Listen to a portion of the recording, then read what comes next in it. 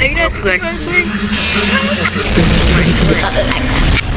ไปด่าที่ต้องกับเสื่อมเลยใส่เข็มขาด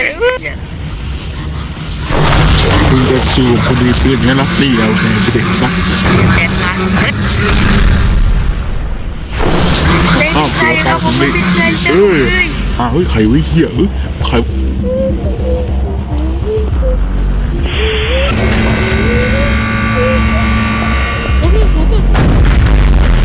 นี่เขาเป่าคนเดียววะอย่าเขามีตัว